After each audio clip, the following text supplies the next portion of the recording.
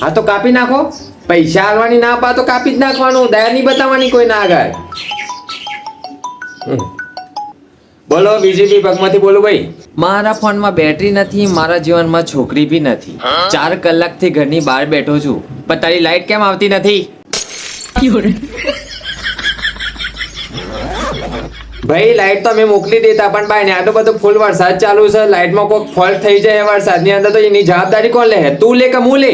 હે અમને ગમે તેમ બોલીને ચૂપ કરાવી દો છો, અમારા સુખને દુઃખ બનાવી દો છો, અને 2 ટીપા તો આવતા નથી પણ પહેલા લાઈટ કાપી લ્યો છો.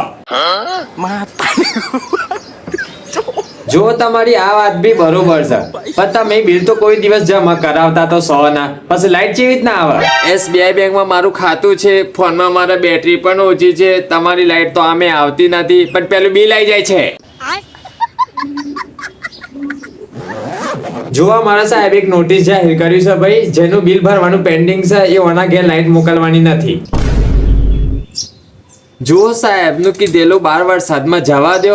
સાહેબ ના હોય તો લાઈટ મોકલી દો, સાહેબ હોય તો ખાલી 15 મિનિટ માટે મોકલી દો, નહીં તો બિલ માફ કરી દો. જો ભાઈ આવું તો તું મંત્રી નો એસો રોવત ને તો એ તારા ઘેર તો લાઈટ તો ના જ આવત. આ છે ને વીજળી વિભાગનો નિયમ છે. તો થોડી મહેનત અમે પણ કરી લેશું. બાઇકમાં મારા 50 નું પેટ્રોલ બી ભરાવી લેશું. જા ટ્રાન્સફોર્મર ડીપી દેખાય ફટાકડા બોલાવતા રહીશું. એ હેલો